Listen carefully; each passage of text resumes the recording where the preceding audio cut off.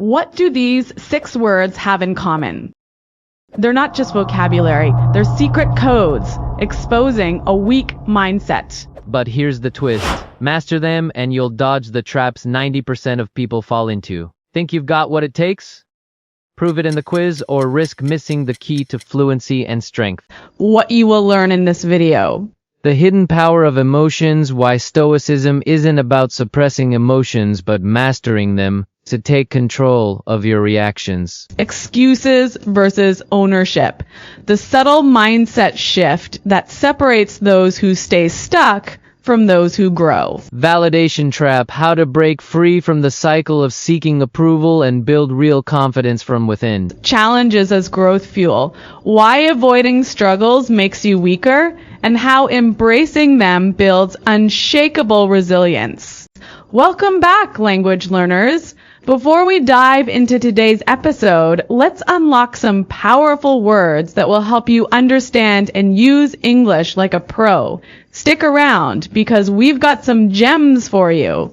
That's right, and trust me, these words will not only boost your vocabulary, but also help you sound more natural in conversations. Let's go. First word is weakness. Definition. A lack of strength, power, or ability in something. Example, not practicing English speaking is a weakness, but using FunFluent helps turn it into a strength. Synonyms: fragility, flaw, vulnerability. Common collocations: physical weakness, emotional weakness, overcome a weakness. Stoicism. Definition: a philosophy that teaches staying calm and controlling emotions. Example, Stoicism helps people stay strong even when life gets tough. Related collocations: practice Stoicism, a Stoic attitude, Stoic philosophy. Impulsive. Definition: acting quickly without thinking about the consequences. Example, buying things online without checking reviews? That's an impulsive decision. Synonyms: hasty, reckless, spontaneous.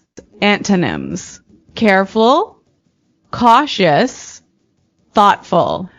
Useful collocations: impulsive behavior, impulsive shopping, impulsive reaction. Ooh. Impulsive is a tricky one. Let's say it together. Impulsive. Now your turn. Yes. Next is harness.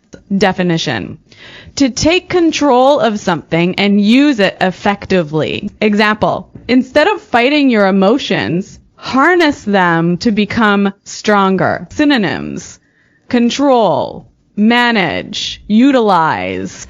Related collocations: harness energy, harness technology, harness potential. Validation. Definition: getting approval or recognition from others. Example, if you need constant validation from others, you'll never feel truly confident.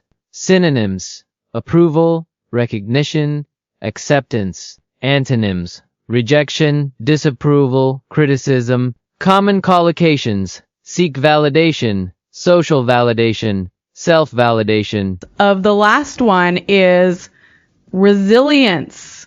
Definition: the ability to recover from difficulties and keep going. Example, learning a language takes resilience, so don't give up. Synonyms: toughness, perseverance, grit. Related collocations: emotional resilience, build resilience, show resilience. Resilience is another tough one. Let's repeat it. Resilience. Now you try. And there you have it, 6 powerful words to help you level up your English. But hey, here's a little secret. Hearing words just once isn't enough to truly remember them. Exactly. To lock these words into your memory forever, listen to this episode again in a day or two. Let your brain absorb the words naturally, and soon you'll be using them like a native speaker. And of course, keep practicing with FunFluent because when learning feels fun, you learn faster. All right, so today we're going deep on this idea of weakness. Okay. And we're looking at it through the lens of Stoicism. Interesting. Yeah, so there's this video, right? And it's from Stoic and Facts. Okay. Yeah. And they lay out these 6 signs of what they consider to be like a weak man. So before we like jump into all of that, right? Yeah. What's your like existing understanding of what Stoicism is all about? Well, it's funny because I think a lot of people think it's just about like being emotionless. Right. You know, just this kind of like Like a robot. yeah, exactly, like a robot, right? But it's really not about that. Right. It's more about kind of like understanding your emotions Okay. and then using them to your advantage and not letting them control you. So it's not about suppressing your emotions. Right. It's about like harnessing them. Yeah, exactly. Okay, so let's kind of break down these 6 signs then that they talk about in this video and kind of see what we can learn from them, right? Yeah. And the first one that they talk about is emotional control. Okay. And you know, I'll be honest with you, like sometimes Yeah. I struggle with that. Like I can be impulsive sometimes. I think we all can be at times. Yeah, so how would you kind of like explain that in a Stoic sense? Like why is emotional control so important? Yeah, I think what's interesting about the Stoics is that they weren't saying don't have emotions. Right. Right? They understood that like you're a human being, you're going to have emotions. They're natural. Exactly. They're completely natural. But the key is like not to let them run the show. Okay. You know, think about a time where you maybe like flew off the handle Wow. or got really scared and you reacted really impulsively. Yeah. Did that help the situation? Probably not. No. Probably not, right? Yep. So the Stoics are saying, okay, have the emotion. Recognize it. Yes, recognize it, but then understand where it's coming from and then choose how you're going to respond to it. So it's like that space between like stimulus and response. Exactly. Okay, cool. You get to choose how you're going to respond. So the second sign that they talk about is excuses versus ownership. All right. And I really like this one because it's like weak men blame. Strong men take responsibility. That's good. Right. And it sounds so simple when you say it like that. Yeah. But I feel like there's so much more to it. Oh, absolutely. Yeah. So what do you think is kind of like the deeper meaning behind that?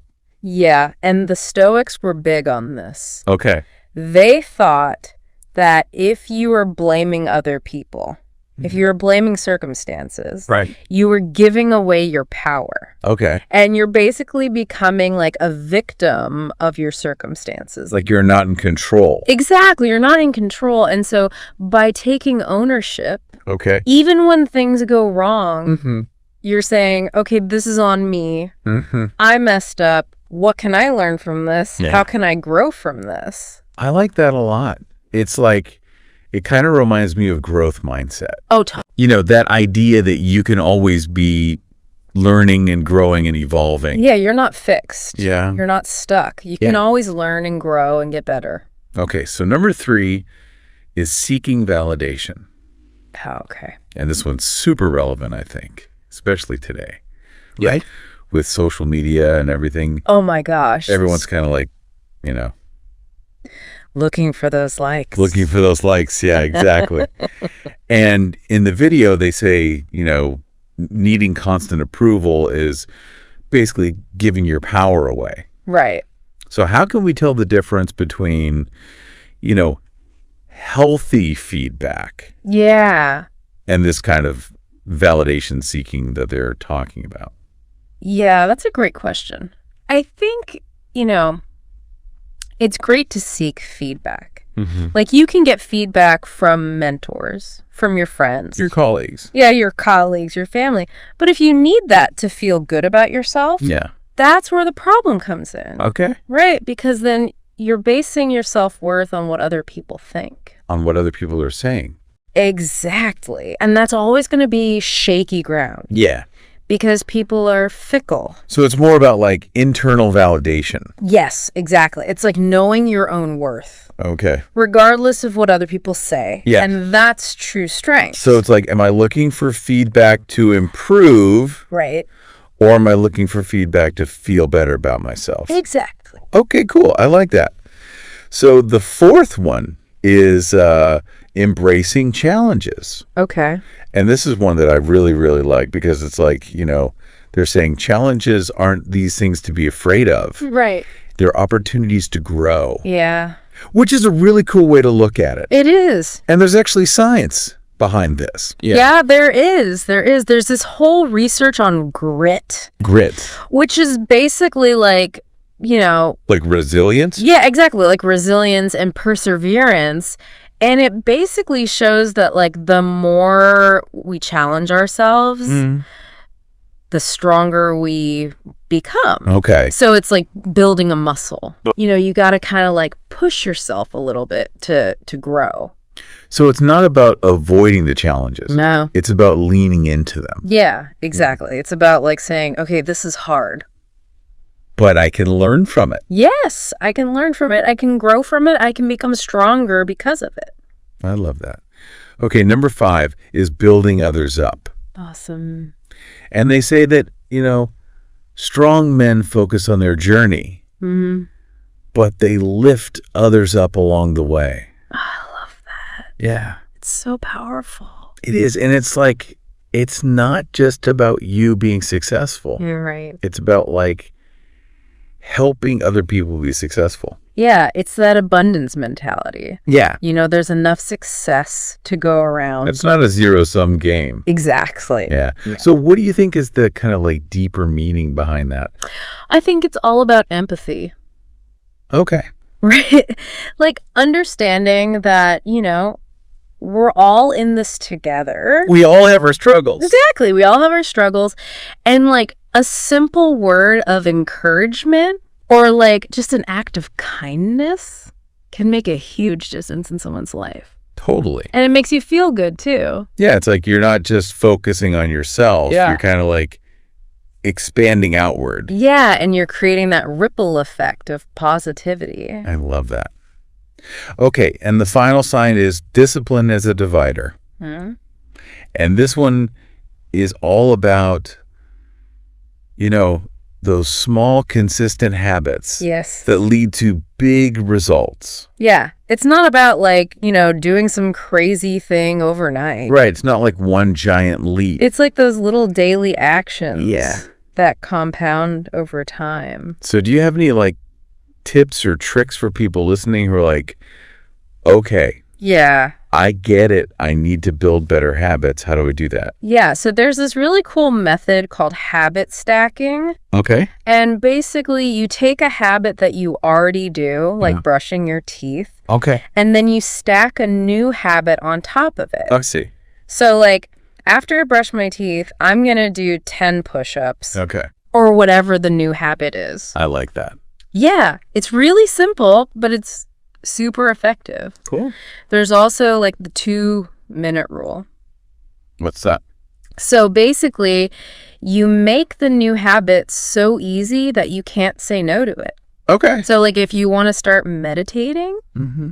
you just meditate for 2 minutes. Okay. Anyone can meditate for 2 minutes. Yeah, that's manageable. Right. And then from there, you can kind of build up. Cool. I like those a lot. Yeah. Awesome. So we've gone through all 6 of these signs, right? Yeah. And I think the main takeaway for me is that these aren't like personality traits that are set in stone. Totally. They're things that we can all work on and improve. Absolutely. It's like, it's a journey. Yeah. And I think that's what's so beautiful about Stoicism in general. Yeah. It's like this constant process of self-discovery and self-improvement. And it's empowering. It is. It's totally empowering. Like the more you kind of lean into these ideas, Mm-hmm. the more you take control of your life and create the life that you want.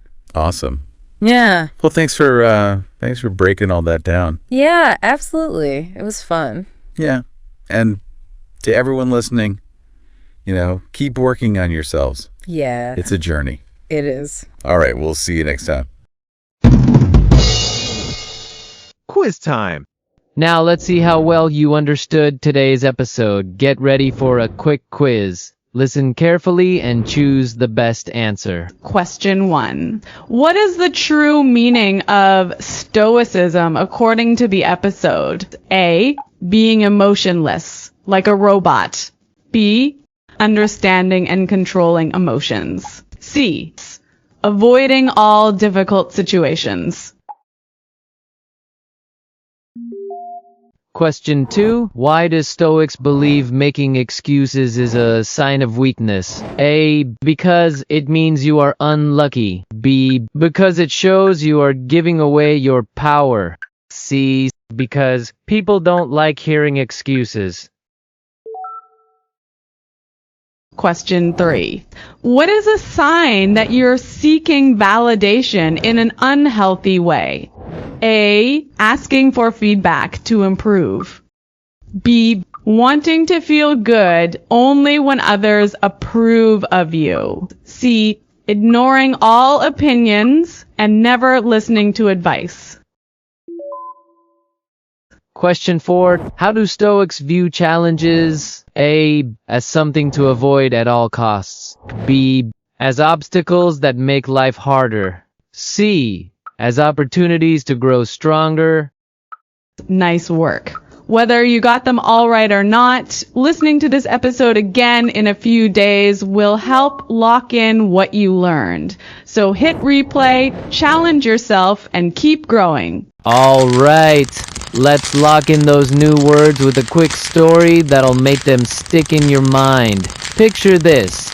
A young warrior stands at the edge of battle, nervous but determined. He knows his weakness. He's too impulsive, charging in without thinking. But instead of letting fear control him, he remembers stoicism. He takes a deep breath, choosing to harness his emotions, not suppress them. The battle begins, and he fights with focus, not recklessness. He no longer craves validation from others. He fights for his own growth. Each challenge strengthens his resilience, turning him into a true warrior. That's how language learning works too. Every word you master is a weapon in your fluency arsenal. So listen to this section again in a few days and let your brain forge these words into lifelong skills.